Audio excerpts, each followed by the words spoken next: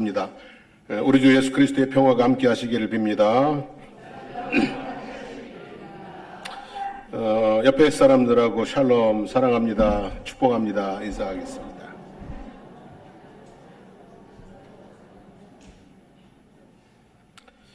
오늘은 총회가 제정한 여신도의 주일입니다. 여신도의 주일로 하니까 일단 화사한 한복도 보이고 또 사회도 봐주시니까 제가 훨씬 수월한 것 같기도 하고 아무튼 감사합니다. 살아계신 하나님, 처음 사랑을 회복해 하소서라는 주제로 함께 예배를 드리고 있습니다. 첫째 주에 말씀드린 것처럼 에베소 교회는 어려운 환경에서 믿음을 잘 지켰습니다. 하지만 주님을 향한 처음 사랑을 버렸습니다. 회개하여 처음 사랑을 회복하지 않으면 내 촛대를 옮기리라 경고를 받았습니다. 성경과 2000년 기독교 역사는 처음 사랑을 버리면 어떻게 되는지를 잘 보여주고 있습니다. 특별히 구약 성경은 처음 사랑을 버린 이스라엘 백성들이 얼마나 힘들고 어려웠었는지를 기록해주고 있습니다. 이스라엘 백성들은 하나님에 대한 처음 사랑을 버렸습니다. 하나님만 섬기겠다고 약속해놓고 온갖 이방신들을 섬기기를 반복했고, 하나님 말씀대로 살겠다고 약속해놓고 자기들의 소견에 좋은 대로 살기를 반복했습니다. 어느 정도 그런 생활이 반복되었는지를 이사야서의 말씀을 통해서 확인해 볼 수가 있습니다. 이사야서 1장 2절부터 6절까지 말씀을 한번 보겠습니다. 하나님이여 하늘이여 들으라, 땅이여 귀를 기울이라. 여호와께서 말씀하시기를 내가 자식을 양육하였거늘 그들이 나를 거역하였도다. 소는 그 임자를 알고 나귀는 그 주인의 구유를 알건만은 이스라엘은 알지 못하고 나의 백성은 깨닫지 못하는도다 하셨도다. 슬프다 범죄한 나라여 허물진 백성이요 행악의 종자여 행위가 부패한 자식이로다. 그들이 여호와를 버리며 이스라엘의 거룩하신 이를 만울히 여겨 멀리하고 물러갔도다. 너희가 어찌하여 매를 더 맞으려고 패역을 거듭하느냐. 온 머리는 병들었고 온 마음은 피곤하였으며 발바닥에서 머리까지 성한 곳이 없이 탕한 것과 터진 것과 새로 맞은 흔적뿐이거늘 그것을 싸매며 기름으로 부드럽게 하지 함을 받지 못하는도다.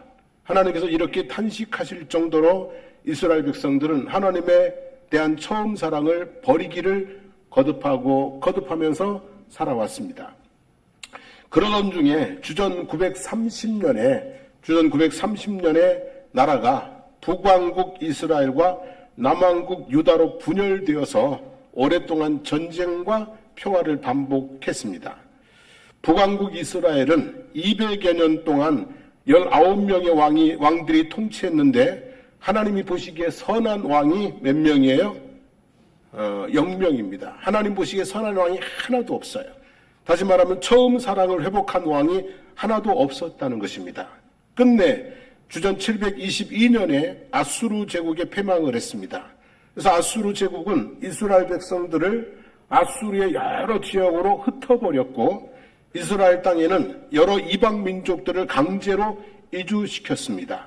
나라도 없어졌고 하나님의 백성이라는 민족의 정체성도 상실하고 말았습니다. 남왕국 유다는 430년 동안 20명의 왕들이 통치를 했는데 하나님이 보시기에 선한 왕들이 8명이 있었습니다. 처음 사랑을 회복하려고 노력했던 왕들이 8명이나 있었다는 얘기죠. 하지만 그들의 노력이 기울어진 나라를 바로 세우기에는 역부족이었습니다. 끝내 남왕국 유다도 주전 586년에 바벨론에 패망했습니다. 왕은 두 눈이 뽑혀 놋사슬에 묶여 바벨론 땅으로 포로로 끌려갔고 성전과 왕궁과 예루살렘의 모든 집은 불에 탔고 예루살렘 주위의 성벽은 다 허물어졌고 백성들은 포도원을 지킬 사람, 비천한 사람들만 남겨두고 모두 바벨론 땅으로 포로로 끌려갔습니다. 처음 사랑을 회복하지 못한 결과가 얼마나 혹독했는지를 잘 보여주고 있는 것이 바로 이스라엘 백성들의 역사인 것입니다. 자, 그 후에 50년이 지났습니다. 이국 땅에 살면서 성전에 대한 그리움, 고국에 대한 그리움, 하나님에 대한 사무치는 그리움이 있었습니다. 하나님께서 그들의 마음을 보시고 세 차례에 걸쳐서 그들을 회복시키기 위한 프로젝트를 진행하셨습니다. 그리고 그 내용과 과정을 기록하고 있는 성경이 에스라서와 느헤미야서입니다. 자, 1차 프로젝트는 뭐냐면 예루살렘 성전 회복입니다. 주전 537년에 성경엔 바사라고 되어 있는데 역사에는 페르시아라고 그래요. 페르시아 왕 고레스가 바벨론을 점령을 했습니다. 그리고 하나님께서 고레스의 마음을 감동시키셨습니다. 그래서 고레스 왕이 이스라엘 백성들에게 예루살렘으로 돌아가 성전을 건축하라. 그리고 나를 위해서 너희들이 기도하라. 이런 칙령을 내렸습니다. 그래서 스룹바벨 총독과 대제사장 여호수아를 따라 남녀 종들과 노래하는 자들을 포함해서 무려 49,897명이 예루살렘에 돌아왔습니다. 무슨 비전을 가지고요?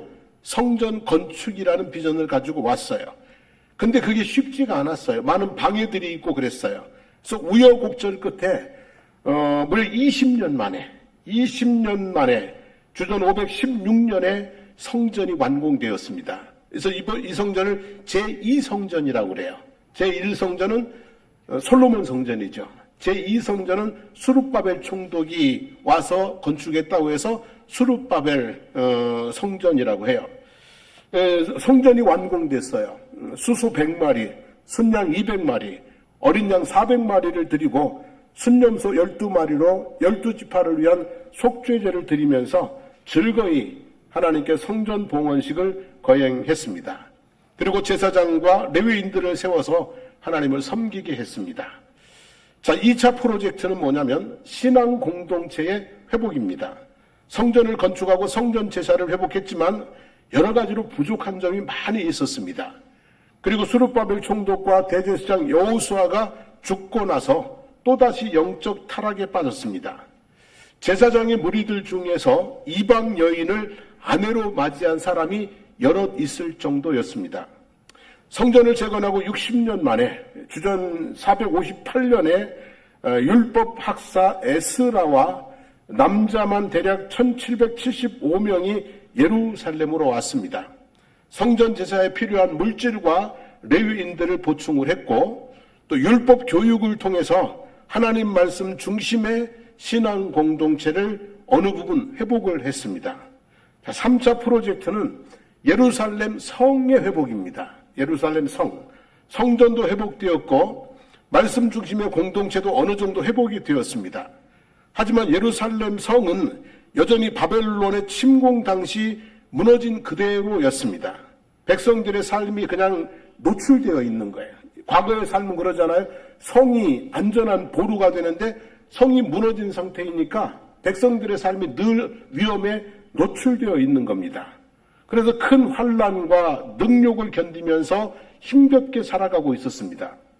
그 소식을 접해들은 느헤미야가 주전 444년에 아닥사스다 왕, 그때 느헤미야는 왕에게 술을 이렇게 전하는 술 맡은 관원이었어요. 왕에게 간청을 해서 예루살렘의 총독으로 왔어요. 많은 위험과 음모를 딛고 온 백성들이 한 마음이 되어서 한 손으로는 짐을 나르고 한 손으로는 무기를 잡고 무려 142년 동안 허물어진 상태로 있었던 성을 불과 52일 만에 완벽하게 재건을 했어요. 142년 동안 허물어져 있던 성을 백성들이 마음을 합해가지고 한 손에는 짐을 나르고 한 손에는 무기를 들고 싸우면서 그러면서 52일 만에 성벽을 완벽하게 재건을 했어요. 지도자를 세우고 파수꾼을 세워 성을 지키게 했어요. 안전하게 거할 수 있는 삶의 터전이 회복되어진 것입니다. 그러니까 1차로 뭐가 회복됐어요? 성전이 건축됐어요. 그리고 믿음의 공동체가 세워졌어요. 그 공동체가 안전히 살 수 있는 성이 완성이 됐어요. 하나님께서 이렇게 이스라엘 백성들이 예전에 그 삶의 자리를 온전히 뭐 해주신 거예요? 회복시켜 주신 거예요. 자, 이렇게 약 90년의 긴 시간에 걸쳐서 하나님은 이스라엘을 회복시켜 주셨습니다. 이제는 누구 차례인가요? 하나님이 이렇게 해줬으니까 이제는 누구 차례예요? 이스라엘 백성들의 차례죠. 한 사람 한 사람이 하나님을 향한 처음 사랑을 회복하고 하나님께로 돌아가야 될 차례인 것이죠. 8장과 9장의 말씀은 백성들이 하나님을 향한 처음 사랑을 회복해가는 과정, 그때 한 일들을 기록하고 있습니다. 자, 1절에 보면 이스라엘 자손이 자기들의 성읍에 거주하였더니 7째 달에 이르러, 같이 읽어봅니다. 모든 백성이 일제히 수문 앞 광장에 모여 학사 에스라에게 여호와께서 이스라엘에게 명령하신 모세의 율법책을 가져오기를 청하매 그랬어요. 자, 잘 보세요. 에스라가 백성들을 불러 모았습니까? 아니면 백성들이 스스로 모였습니까? 그죠? 에스라가 백성들을 불러 모아놓고 율법책을 강론한 것이 아니라 백성들이 스스로 일제히 모여들어서 에스라에게 율법책을 가져다가 우리에게 그 율법책을 알려달라고, 깨우쳐달라고 요청하고 있는 것을 볼 수가 있습니다. 다시 말하면 이 8장의 모임은요, 타의적인 모임이 아니라 자발적인 모임이었다고 하는 거죠. 사람이 무엇을 하든지 자발적으로 하고 싶어서 하는 것과 타의적으로 마지못해 억지로 하는 것과는 정말 천지 차이입니다. 예를 들면 부부가 살면서 다들 경험하셨겠지만 부부가 함께 쇼핑을 갑니다. 마트든 백화점이든 쇼핑을 가요. 일반적으로 아내들은 자발적으로 갑니다. 별로 살 것도 없는데 살 것만 사가지고 오면 되는데 구석구석 다 돌아다닙니다. 그러면서 하는 말이 운동 삼아 돌아다닌다. 운동 삼아 이렇게 여기저기 다 다닌다. 그리고 식용유나 간장 하나를 사도 매번 먹던 거 그냥 들고 오면 되는데 또 이것 보고 저것 보고 막 가격 따져보고 별것도 차이도 없는데 그러면서 쇼핑을 즐깁니다. 근데 남편은 어때요? 마지못해 가잖아요. 그죠? 가자고 하니까 가정의 평화를 위해서 갑니다. 근데 이제 자기 좋아하는 거 운동하고 할 때는 한두 시간을 해도 피곤하지 않은데 쇼핑할 때는요, 한 10분, 20분만 지나가도 그냥 막 피곤해집니다. 쓸데없이 돌아다니지 말고 살 것만 사서 가자고 짜증을 납니다. 짜증을 내요. 아내 기분 맞춰준다고 따라갔다가 기분 잡치게 하고 돌아오는 경우 많습니다. 쇼핑 갈 때는요, 남편 데리고 가지 마세요. 별로 즐겁게 가는 분들이 아니시거든요. 신앙생활도 마찬가지입니다, 여러분. 자발적으로 하는 것과 타의적으로 하는 것은 천지 차이입니다. 부디 신앙생활을 자발적으로 할 수 있게 되기를 바랍니다.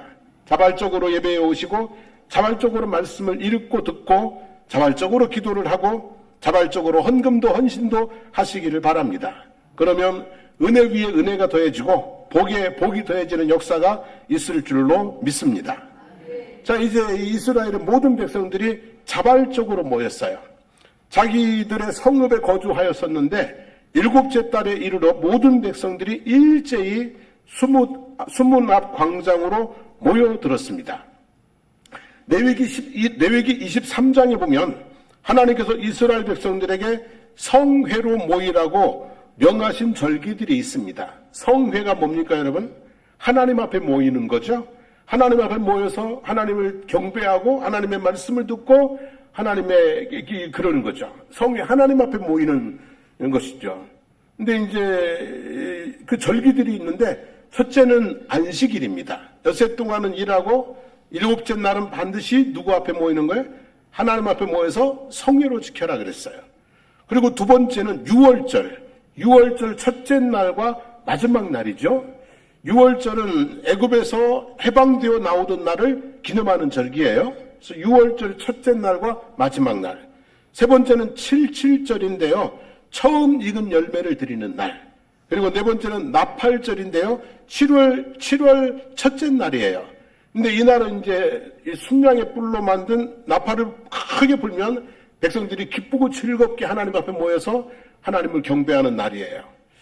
그리고 다섯째는 속죄일, 7월 10째 날인데 7월 10일인데 속죄일. 여섯 번째는 초막절 첫째 날과 그리고 8째 날입니다. 자, 이렇게 보면 연중 며칠 정도를 성회로 모여요? 계산 금방 됐어요?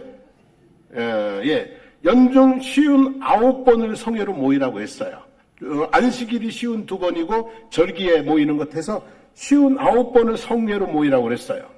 각기 집에서 거룩하게 지내도 될 것 같은데 굳이 성회로 모이라고 말씀을 하십니다. 연중 몇 번이나요? 59번. 거의 2달 정도를 하나님 앞에 성회로 나아가야 되는 그런 거죠. 그만큼 하나님 앞에 모이는 것이 뭐하다는 얘기예요? 중요하다는 말씀인 거죠. 그런데 여러분, 우리가 다 신앙생활하면서 경험해 보는 것이지만 모인다는 것이 때로는 번거롭고 귀찮은 일입니다. 싫을 때도 있고 힘들 때도 있습니다. 하지만 모이지 않으면 인간사 일이 되지를 않습니다. 사람이 모여야 마을도 되고 도시도 되고 나라도 됩니다. 사람이 모여야 일도 되고 놀이도 됩니다. 사람이 모여야 장사도 되고 회사도 되고 집회도 되고 군대도 됩니다. 사람이 모여야 교회도 되는 것입니다. 그죠? 교회도 사람이 뭐 어떻게 해야 되는 거예요? 모여야 되는 거예요. 모여야 되는 거죠. 하나님은 우리가 하나님 앞에 모이기를 원하십니다. 우리가 모여서 하나님을 영화롭게 하고 은혜 받고 새 힘을 얻어 세상을 변화시켜 나가는 그런 일꾼들이 되기를 원하시는 것이죠. 예수님께서 말씀하시기를 같이 한번 볼까요?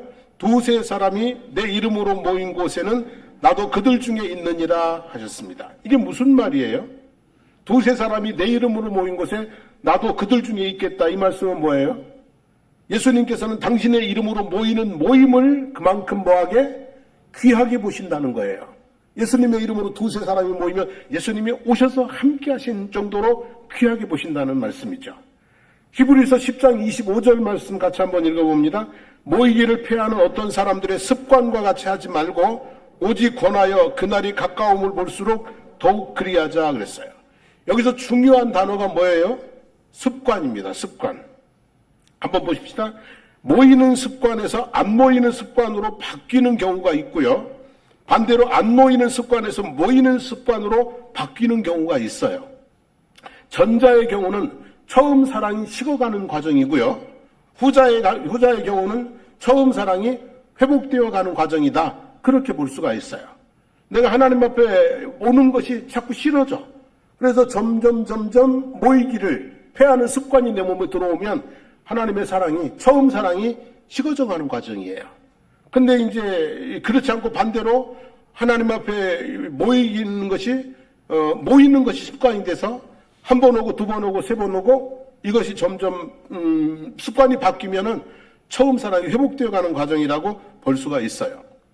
자기들의 성읍에서 거주하던 모든 백성이 7월 초하루 성회를 기억하고 수문 앞 광장에 모여들었듯이 우리 성도님들께서 주일을 기억하고 예배 시간을 기억하고 성도 간의 모임을 기억하고 자발적으로 모이기를 힘쓰는 성도가 되시기를 바랍니다.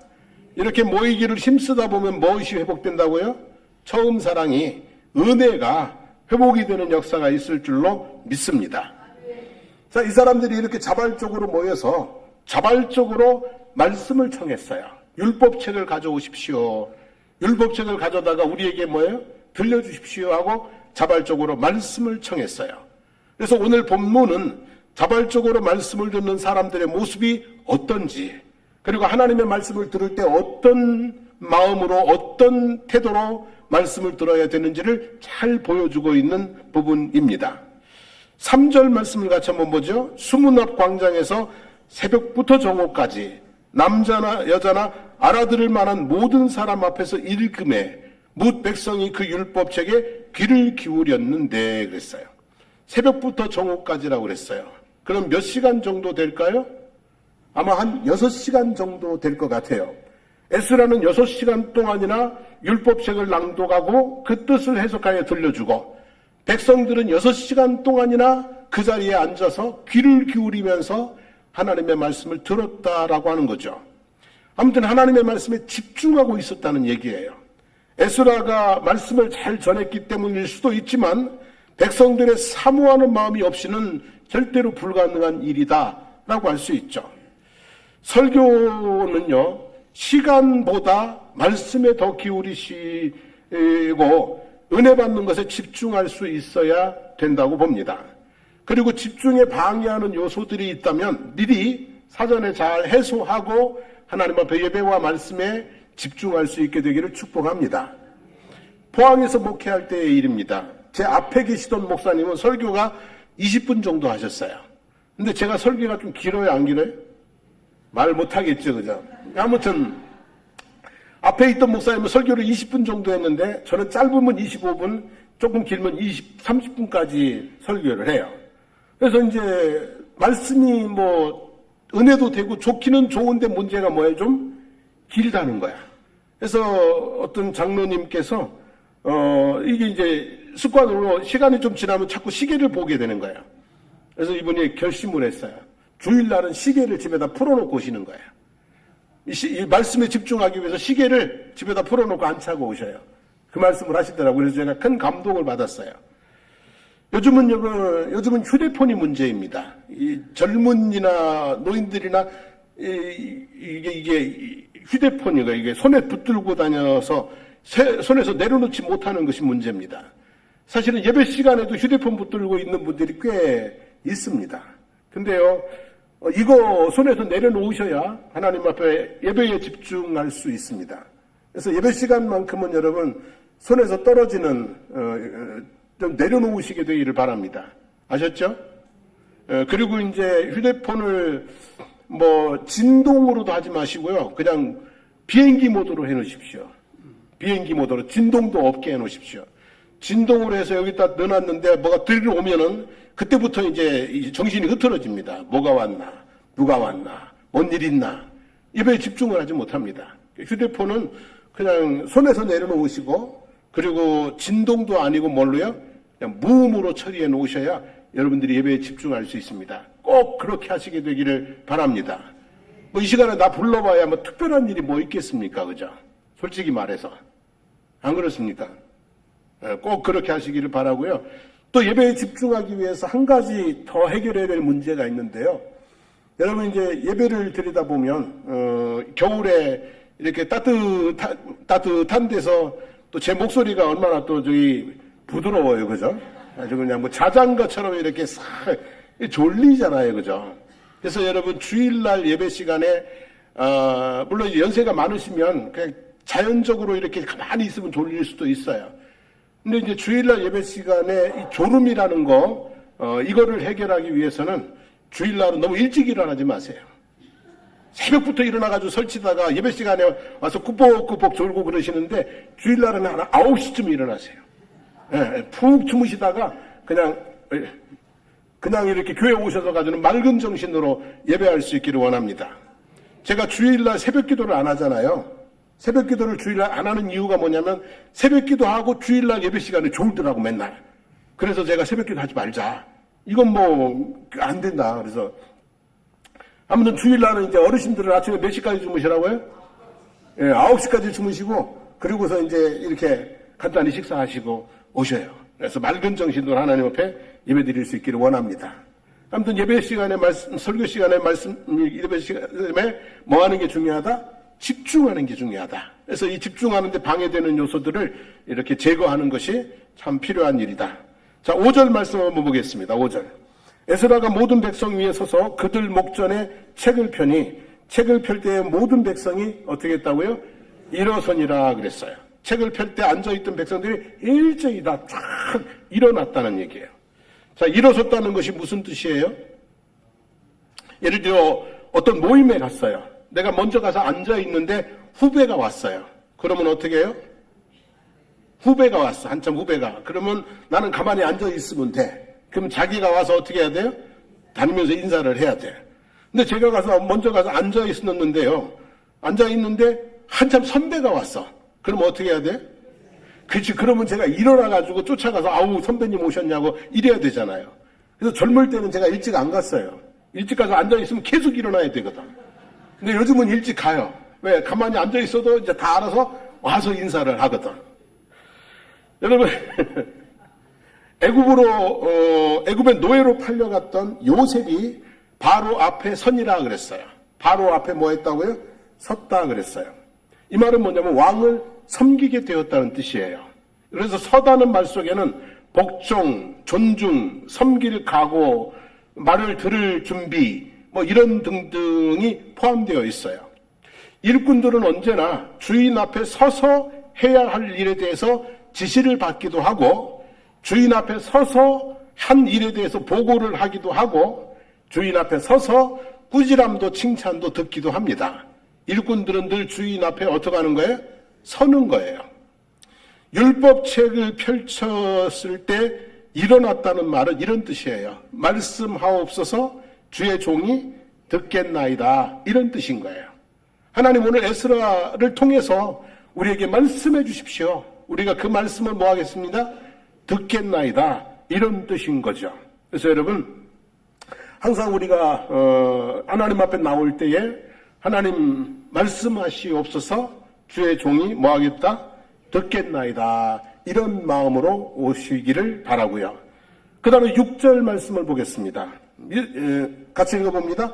에스라가 위대하신 하나님 여호와를 송축하며 모든 백성이 손을 두고 아멘 아멘 하고 응답하고 몸을 굽혀 얼굴을 땅에 대고 여호와께 경배하니라 그랬어요. 자, 에스라가 위대하신 하나님을 송축하며 그랬는데 이건 어느 의미냐면 제가 딱 설교 시작하면 할렐루야 그러잖아요. 이런 거예요. 그런 식으로 이제 할렐루야 그런 거예요. 그러니까 백성들이 손을 들고 뭐예요? 아멘 아멘 그러고 막 무릎을 굽혀서 얼굴을 땅에 대고 하나님 앞에 아멘 아멘 이렇게 격하게 반응을 보였다라는 얘기죠. 에스라에 대한 반응이 아니라 하나님에 대한 반응이지만 그런 뜨거운 반응이 에스라로 하여금 6시간 동안 지치지 않고 하나님 말씀을 읽고 강론할 수 있게 해주었다는 말씀이에요. 여러분 이 반응이라는 건 대단히 중요한 거예요. 그죠? 가수들이 노래 부를 때도요 막 오빠 그래줘야 막 신나서 하거든요. 가만히 있으면 안 해요. 어느 목사님이 충청도의 어느 교회에 시골 교회에 가서 말씀을 전하시는데 교인들의 반응이 전혀 없어서 너무 당혹스럽더래요. 그래서 그냥 반응이 안 나오니까 반응을 이끌어내려고 막 유머도 하고 막 그러는데 전혀 반응이 없더래요. 그래서 아주 힘들게 예배를 마치고 집에 가고 있는 한 성도를 붙잡고 물었대요. 성도님, 제 유머가 재미가 없습니까? 그랬더니 아니요, 재미있어요. 근데 왜 웃지 않습니까? 그랬더니 집에 가서 웃어요. 아니 반응을 여기서 해야지, 그지? 집에 가서 남편한테 오늘 목사님 설교가 어땠다더라 막 이러지 말고 말씀 듣는 동안에 막 아멘도 하고 맞습니다, 그렇습니다, 막 고개도 좀 끄덕끄덕하고 좀 그러면 얼마나 좋겠어, 그죠? 그래 안 그래? 우스갯소리는 한번 해야 웃지. 그냥 아주 반응이 중요한 거예요. 반응. 신명기 27장 14절 15절에 보면 이런 말씀이 있어요.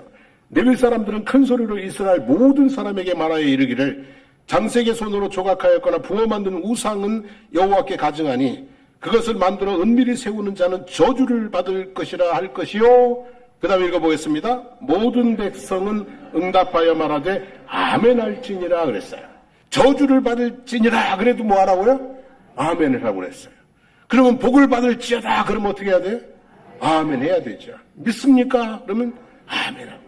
아무튼 이렇게 저주를 받을지어다 해도 아멘 하라는, 아멘으로 응답하고 하나님의 말씀을 들을 때 말씀이 선포될 때마다 어떻게 응답하라는 거예요? 모든 백성들은 아멘 할지어다. 아멘으로 응답하라는 말씀이죠. 여러분 우리가 하나님의 말씀을 들을 때 이렇게 아멘으로 응답하기를 원합니다. 마음으로 아멘할 수도 있는데요.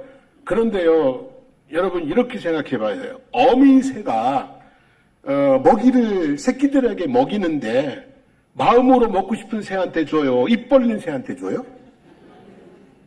네? 그저 입을 쫙 벌린 새끼한테 계속 갖다 먹이는 거야, 그냥.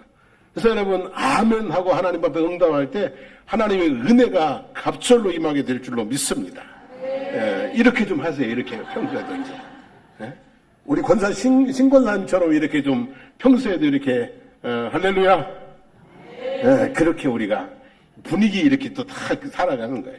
응답하는 게 중요해요. 자, 그 다음에 이제 말씀 또 한번 봅시다. 8절, 9절 말씀 같이 읽어보겠습니다. 하나님의 율법책을 낭독하고 그 뜻을 해석하여 백성에게 그 낭독하는 것을 다 깨닫게 하니 백성들이 율법의 말씀을 듣고 다 우는지라 그랬어요. 백성들이 다 울었다고 하는데 우리는 이 눈물의 의미를, 이 울음의 의미를 알아요. 그죠? 회개의 눈물일 수도 있고 감동의 눈물일 수도 있고 감사의 눈물일 수도 있어요. 근데 어찌되었든 간에 어찌되었든 한마디로 말하면 율법의 말씀, 이 말씀을 듣다가 뭘 받았다는 얘기예요? 은혜를 받았다는 얘기야. 여러분, 자발적으로 말씀을 듣는 사람, 집중해서 말씀을 듣는 사람에게는 하나님께서 은혜를 주실 줄로 믿습니다. 울든지 웃든지 감사하든지 아무튼 하나님께서 우리의 마음속에 은혜를 충분하게 채워 주실 줄로 믿습니다. 늘 이렇게 은혜 가운데 예배를 드리고 돌아갈 수 있기를 축복합니다. 그 다음에 이제 마지막 12절인데요. 같이 읽어봅니다.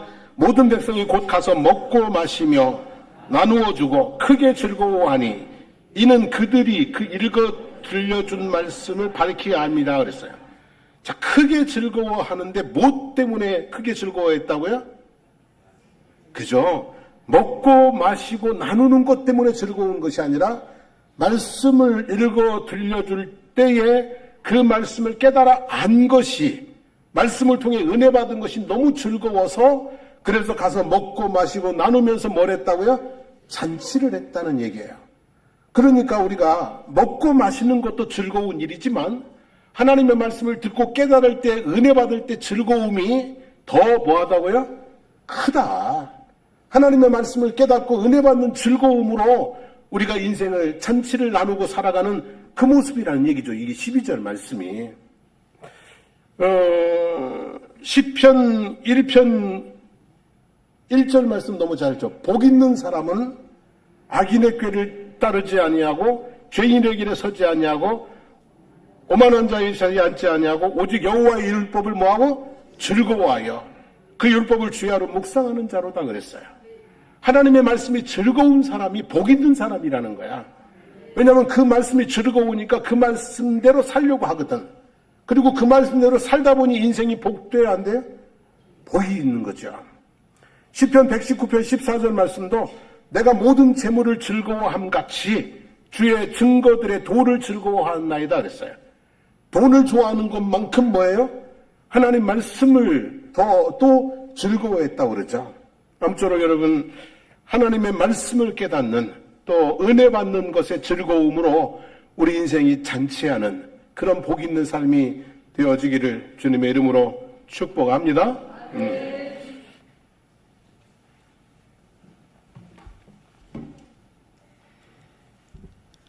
우리 모두가 말씀의 거울 앞에 서서 우리 자신을 돌아보며 회복되는 역사가 있기를 소원합니다. 우리 여신도 사업 소개를 동영상으로 함께 시청하시겠습니다.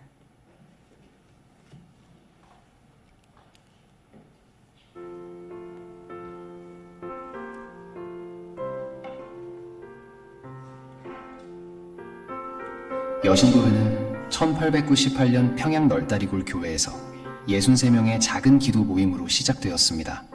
우리가 받은 구원의 은총을 알리고 복음을 전파하기 위한 열망으로 시작된 지역별 모임이 차차 전국으로 확산되어 올해로 지회 창립 128주년, 전국연합회 창립 98주년을 맞이했습니다.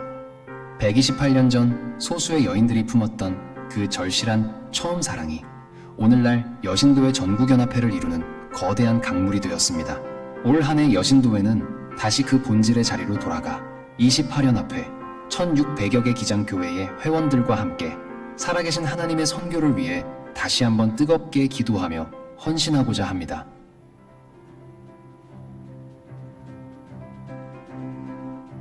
(1937년) 여신도회의 역동적인 선교 사업을 돕고자 교단 제26회 총회에서 1월 셋째 주일을 여신도회 주일로 제정하였고 지금까지 전국의 모든 교회가 같은 내용으로 예배드리며 여신도회가 교회와 세상을 향한 시대적 사명을 다할 수 있도록 마음을 모으고 있습니다. 매년 2월 마지막 날은 3.1절 기념 에스더 기도회로 모여 민족을 구원한 에스더를 본받아 나라와 민족, 교단과 교회를 위한 예배를 11월에서 12월 여신도회 모임 시 인권 예배를 드리며 사회적으로 관심과 도움이 필요한 이들을 위한 예배를 드립니다. 여기서 모인 헌금은 전쟁 중 일어나는 아동 여성 폭력, 최근 AI 딥페이크로 인한 성폭력 피해 여성을 돕는 일과 함께 성폭력 개방교육 강사를 키우는 일에 지원하였습니다.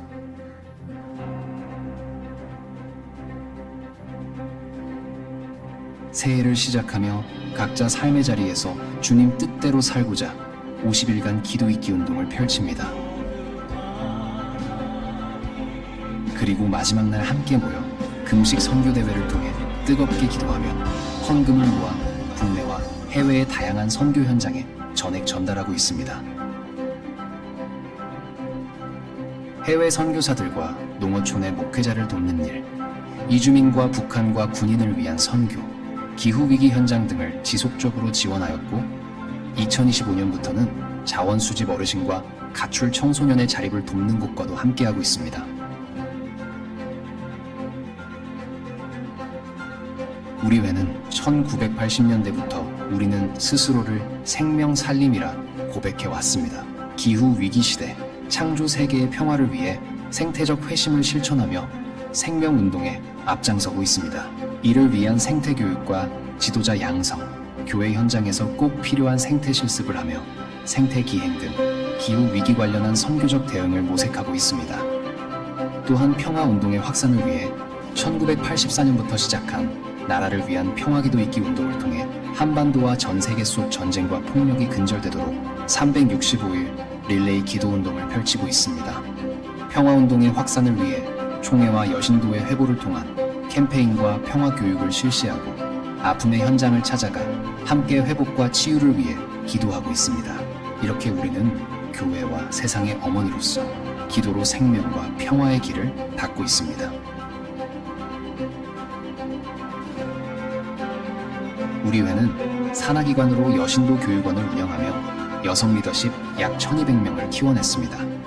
대면과 비대면을 통한 다양한 임원 교육과 찾아가는 교육, 영성 훈련과 실습, 생태와 평화 교육 등 우리 교회와 교단의 선교를 위한 동력이 되는 여성 지도자를 양성하고 있습니다.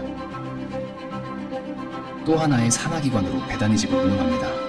이곳은 평생을 목회를 위해 헌신하신 은퇴 여교역자들의 안정적인 주거와 생활 기반을 지원, 현 여교역자들의 정양을 위한 공간을 운영합니다.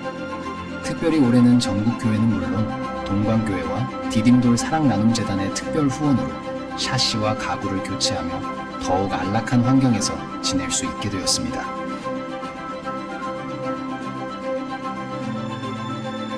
우리 회는 특수선교센터 2곳을 운영합니다. 희년의 집은 회원들의 기도와 후원으로 운영되는 따뜻한 나눔의 현장으로 지역사회의 아동 돌봄과 노인들의 삶에 필요한 식사와 생필품을 지원하는 등 실질적인 일들을 감당하고 있습니다. 두레방은 미군 기지촌 인근 성매매 여성들을 돕는 선교기관으로 기지촌 여성들의 의료 지원, 법률 상담, 자활, 실무자 재교육 등의 프로그램을 운영하며 복음 안에 새로운 삶을 살도록 돕는 공동체입니다. 최근 의정부시의 요청으로 두레방이 밀락동 새로운 사무처로 이전을 하였습니다.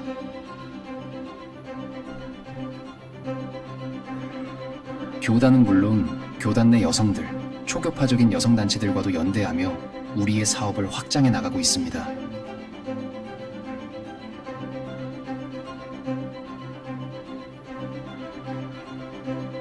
(2026년) 우리 여신도회는 처음으로 돌아가 신앙의 본질을 회복하며 우리를 부르신 자리, 약하고 소외된 어려운 이웃들을 돌보는 일에 매진하며 교단 선교의 동력이 되는 여성 지도력을 키우는 일에 더욱 최선을 다하고자 합니다.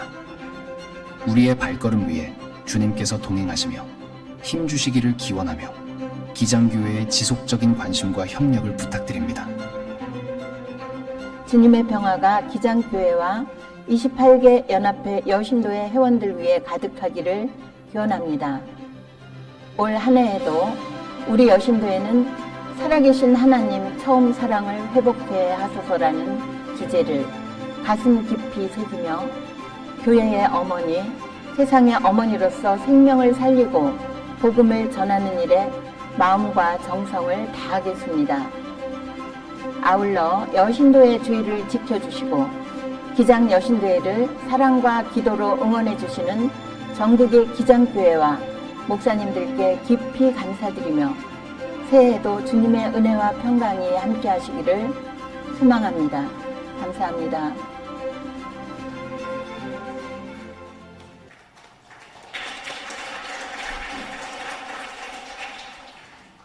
전국에서 각 교회에서 여신도들이 드리는 헌금으로 여러 가지 하나님의 영광을 위한 일들을 하고 계십니다.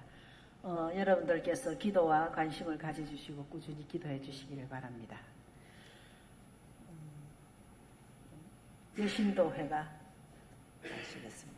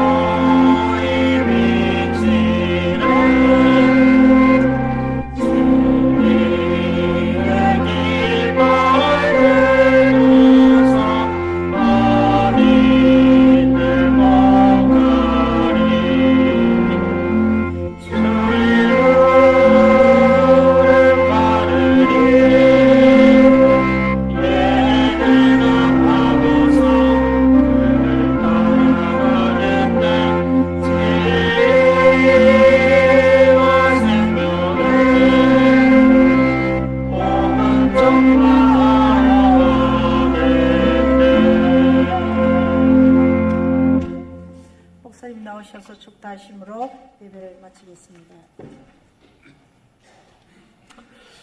이제는 우리 주 예수 그리스도의 하나님 은혜와 하나님 우리 아버지의 영원 무궁하신 사랑하심과 성령님의 감화 감동 충만 교통하게 하시는 귀한 역사가 우리 기장총회 산하의 여신도회와 그리고 우리 교회 또 모든 여신도회 그리고 오늘 함께 머릿속에 예배하는 우리 모두의 머리 위에 그리고 삶의 모든 여정과 하는 일들 가운데 우리 사랑하는 장승포 교회와 거제 지역과 나라와 민족 위에 이제부터 영원토록 함께 하시기를 간절히 축원하옵나이다. 아멘.